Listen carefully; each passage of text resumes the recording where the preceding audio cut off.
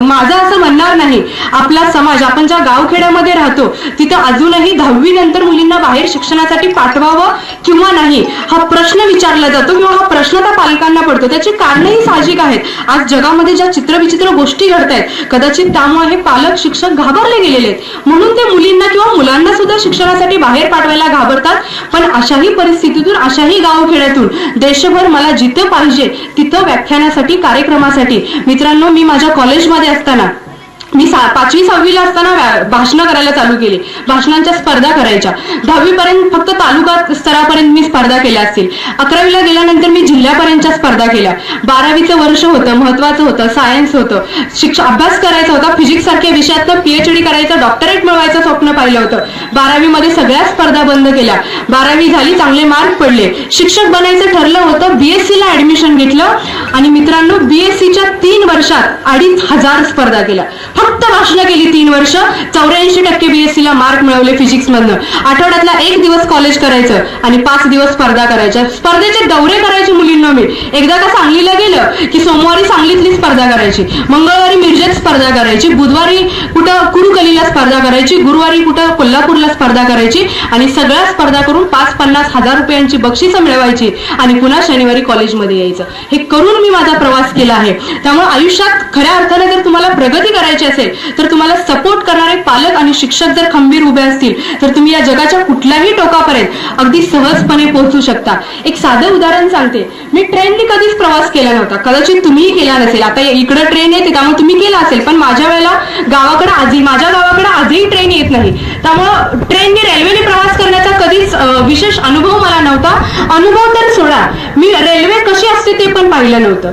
आणि मग मी एकदा स्पर्धेला गेले होते सांगलीमध्ये आणि दुसऱ्या दिवशी सकाळी 9 वाजता कोल्हापूरमध्ये एक स्पर्धा आहे असं मला रात्री 11 वाजता कळलं. रात्री 11 वाजता मी सांगलीच्या स्टँडवर उभी होते गावी जतला येण्यासाठी आणि 11 वाजता माझ्या स्पर्धेतल्या एका मित्राचा फोन आला की उद्या कोल्हापूरला स्पर्धा येते का. जतच्या गाडीत बसलेले उतरले. सांगलीमध्ये शिंदेमळ्यात माझी सख्खी आत्या राहते. रात्री 11:30 पर्यंत आत्याच्या घरी गेले, आत्याच्या घरी मुक्काम केला.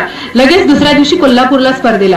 वडिलांना फोन केला, म्हणलं मी येणार नाही, मी उद्या कोल्हापूरला स्पर्धेला जाणार आहे. विषय ठरलेला होता, अंधश्रद्धा. तयारी केली, सगळं झालं. जायचं कसं हा जेव्हा प्रश्न आला तेव्हा वडिलांनी सांगितलं बसनी जायला खूप वेळ लागेल, तू एक काम कर. चालू केलं. ट्रेन यायच्या 5 मिनिटं आधी पुन्हा एकदा पप्पांना फोन केला.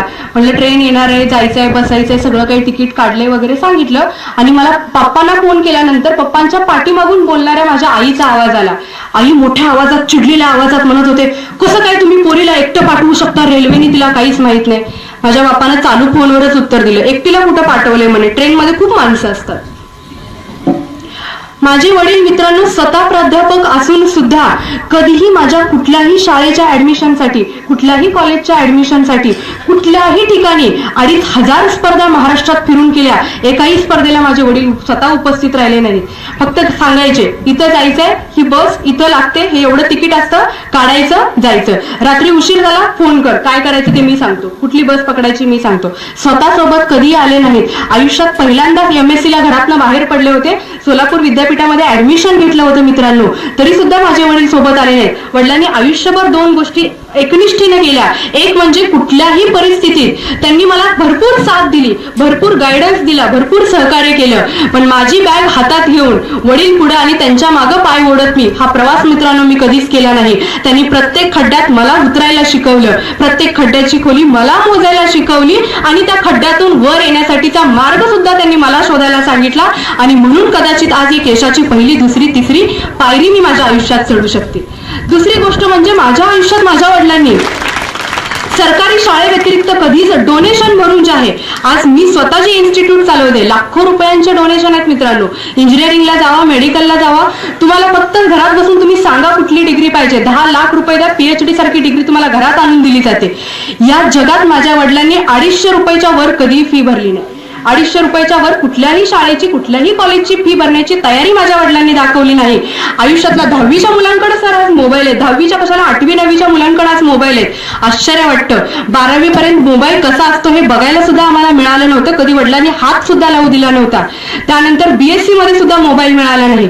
माझ्या आयुष्यातला पहिला मोबाईल माझ्या वडिलांनी कधी दिला असेल, जेव्हा मी MSc ला म्हणजे पोस्ट ग्रॅज्युएशनला, कारण जत तालुक्यात MSc ची त्यावेळेला सुविधा नव्हती, त्यामुळे मला बाहेर जावं लागणार होतं. वडिलांनी अगोदरच सांगितलं होतं MSc ला एंट्रान्स एक्झाम असते, प्रवेश परीक्षा असते. वडिलांनी आदल्याच दिवशी सांगितलं होतं परीक्षेला जायच्या आधी, जर तुला एंट्रान्स एक्झाम मधून विद्यापीठात ऍडमिशन मिळालं फ्री मध्ये तर तुला मोबाईल घेऊन देणार.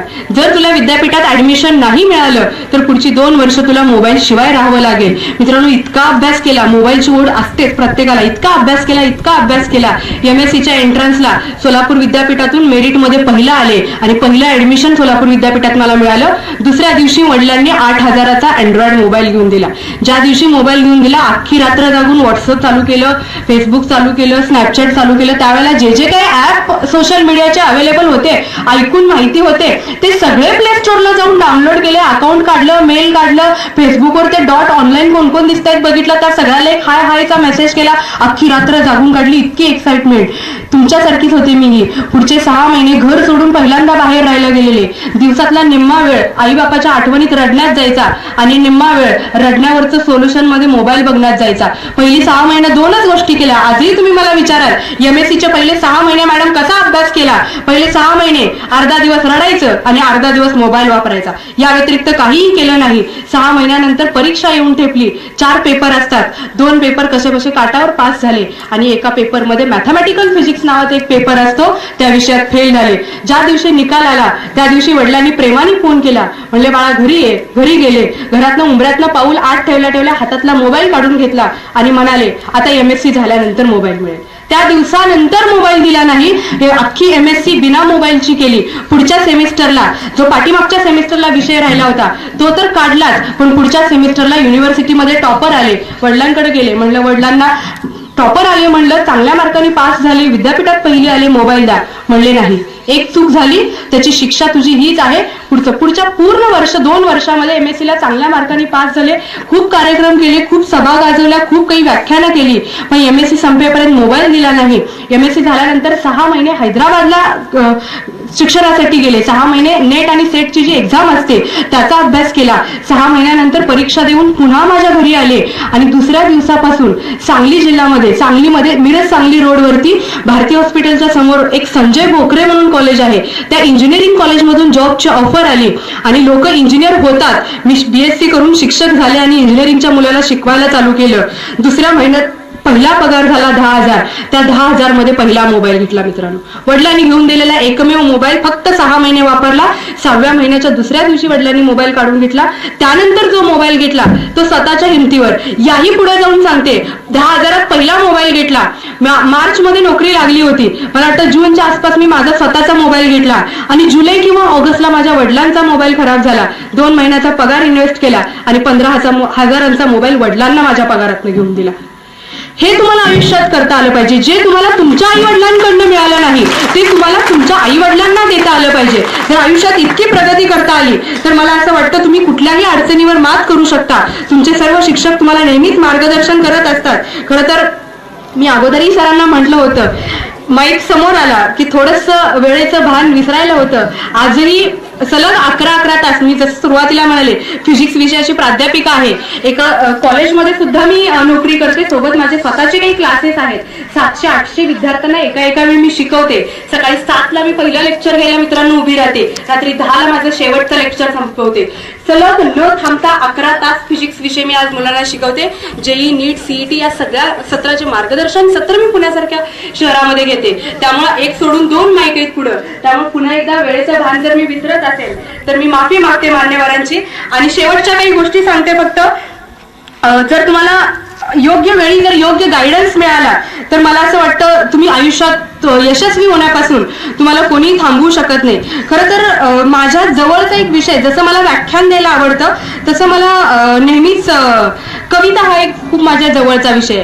पण सगळेच जवळचे विषय आपले असतात असं नाही. कविता मला आवडत जरी असल्या तरी फार कमी कविता मी स्वतः करते, पण मात्र इतरांच्या कविता ऐकायला वाचायला मात्र नक्की आवडतं. म्हणूनच शेवटी जाता जाता खरं तर ही कविता सादर करण्यापाठीमागचं एक विशेष कारण आहे. ही कविता गेल्या अनेक वर्षापासून माझ्या या डायरीमध्ये मी लिहून ठेवली. जेव्हा जेव्हा मला जे जे काही आवडतं, जे जे काही मनाला भावतं ते मी या डायरीमध्ये लिहून ठेवत असते आणि ज्या वेळेला योग्य वेळ येते तेव्हा मी ते माझ्या भाषणातून वापर करत असते. पण ही कविता गेली कित्येक वर्ष माझ्या डायरीमध्ये पडून आहे, पण तिचा वापर कुठेच करावा करावासा वाटला नाही, पण तो आज करावासा वाटतोय. कारण मी जी व्याख्यानं दिली ती शक्यतो सगळ्या शहरांच्या मधून दिली आणि शहरातल्या लोकांना गावाकडचा अर्थ समजून सांगणं म्हणजे खऱ्या अर्थानं मला वाटतं मूर्खपणाचं काम आहे. त्यांना ते कधीही समजणार नाही. त्यामुळे खेड्यातल्या मुलांचं, माझ्या समोर आज जी मुलं बसलेली आहे, माझ्या समोर जी पिढी बसलेली आहे, त्यांच्या शिक्षणाची, त्या शाळेची, त्या शिक्षणाची आणि त्यातल्या संस्थांची अवस्था कशी आहे हे सांगणारे एक प्राध्यापक आहेत संदीप जगताप नावाचे. माझे खूप आवडते कवी आहेत.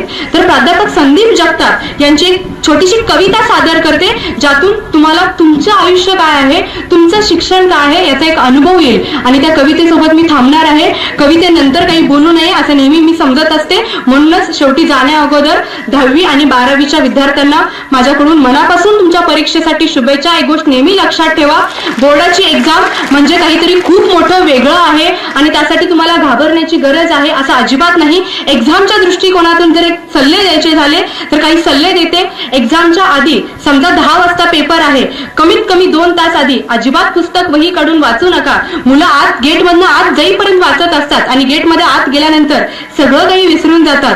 फिजिक्स विषयाच्या काही टिप्स देते मैत्रिणींनो आणि मित्रांनो.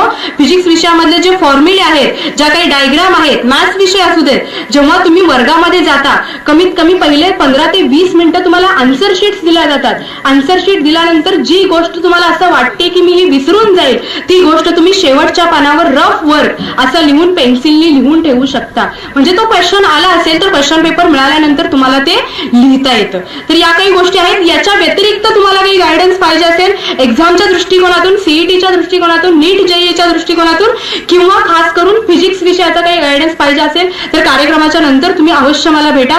मला जे जे शक्य आहे तुमच्यासाठी करता येणं ते सगळं मी करेन. पुन्हा एकदा मनापासून शुभेच्छा देते. आणि प्राध्यापक संदीप जगताप यांनी मांडलेली एका गावाकडच्या पोराचं शिक्षणाची अवस्था दर्शवणारी ही कविता आहे. रोजच्या सारखी प्रार्थना झाली, प्रतिज्ञा झाली आणि शाळेचे हेडमास्टर काहीतरी सूचना द्यायला उभा राहिले. रोजच्या सारखी प्रार्थना झाली, प्रतिज्ञा झाली आणि शाळेचे हेडमास्टर काहीतरी सूचना द्यायला उभा राहिले. गुरुजी म्हणाले, पोरांनो, पुढल्या आठवड्यात आपल्या शाळेचं इन्स्पेक्शन होते. मी काय काय सूचना देतोय त्या जरा नीट ध्यानात घ्यायच्या. सूचना क्रमांक 1, प्रत्येकानं आपापला गृहपाठ पुरा करायचा. मी ताडकन उभा राहिलो, म्हणालो, गुरुजी माझा गृहपाठ तर रोजचाच पुरा असतो. गुरुजी माझा गृहपाठ तर रोजचाच पुरा असतो. घरी जायचं, पाठीवरचं दप्तर फेकायचं, आईनं पोटाला पीळ देऊन जपून ठेवलेली टोपल्यातली चतकोर भाकर कोरडीच पोटात ढकलायची. आईनं पोटाला पीळ देऊन टोपल्यात ठेवलेली चतकोर भाकर कोरडीच पोटात ढकलायची. घटाघटा पाणी प्यायचं, हातामध्ये विळा घ्यायचं आणि साऱ्या शिवारभर फिरायचं. माय कोणाच्या शेतात कामाला गेली, तिला हुडकायचं, तिच्या पोटाला बिलगायचं, तिच्या पदराआड दडायचं आणि चतकोर भाकरीत पोट भरलं नाही म्हणून गुरुजी थोडं थोडं रडायचं. गुरुजी थोडं थोडं रडायचं. तेव्हा माझी माय माझ्या कपाटी गेलेल्या पोटावर आणि थरथरणाऱ्या ओठावर ओठ टेकवायची. मग मात्र दिवसभर कुरणात चरायला गेलेल्या म्हशीसारखं माझं पोट तट्ट होतं गुरुजी, माझं पोट तट्ट होतं गुरुजी. पुन्हा हातात विळा घेतो आणि साऱ्या शिवारातल्या कुपाट्याने फिरतो.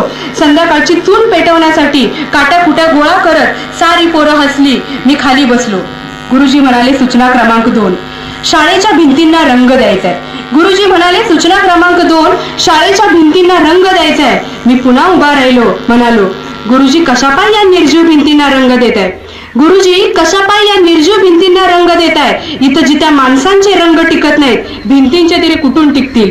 इथं जिथ्या माणसांचे रंग टिकत नाहीत, भिंतींचे तरी कुठून टिकतील? माझ्या मायबापाचंच घ्या ना, माझी नक्षत्रावानी गोरी पान माय, माझी नक्षत्रावानी गोरी पान माय दुसऱ्याच्या वावरात राबून राबून ढेकळासारखी काळी ठिकार पडली आणि दुसऱ्याचे ओझे वाहता वाहता माझा बाप मेरावरच्या बाबळीसारखा मधोमध वाकलाय. गुरुजी तुम्हाला द्यायचाच असेल रंग तर भिंतींना, तर अजिबात माझं काही म्हणणं नाही.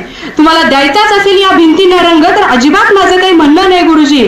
पण तुम्हाला एक सांगून ठेवतो गुरुजी, माझ्या मायबापानं त्या काळ्या विटूच्या पायावर डोकं आदळून आदळून रक्ताचा लाल रंग दिला तरी तो विटू कधी पावला नाही. तर तुमच्या या भिंतीच्या रंगानं साहेब तरी काय पावणार आहे?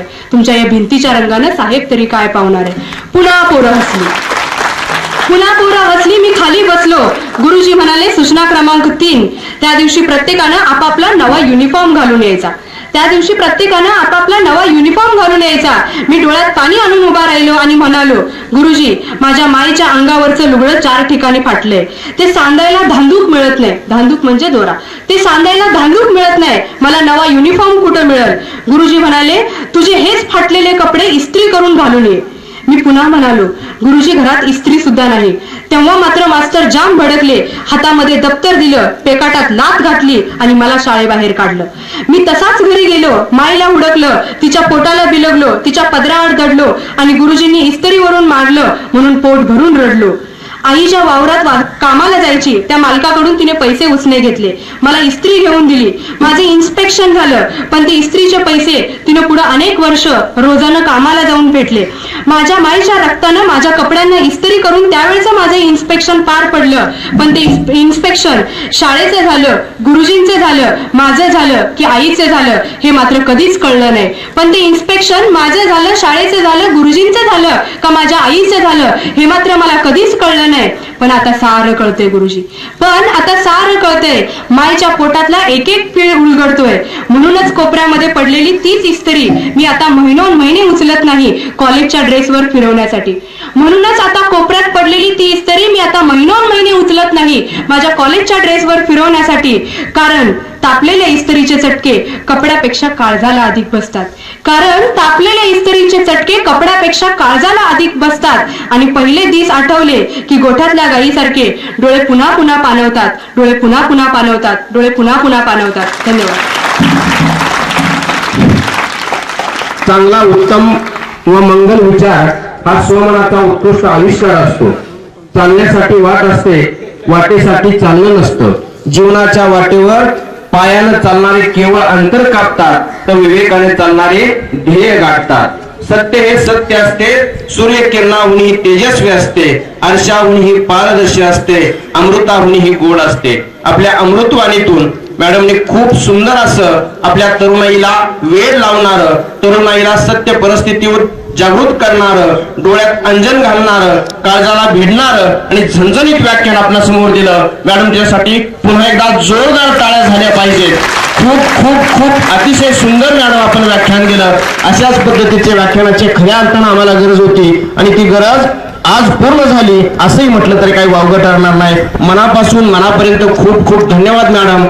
अशाच पद्धतीचं व्याख्यान आपण पुढेही देत जावं आणि समाजाच्या कार्यामध्ये आपला खूप मोठा सिंहाचा वाटा असावा असं मला या प्रसंगी वाटतं. खूप खूप धन्यवाद व्यक्त करतो.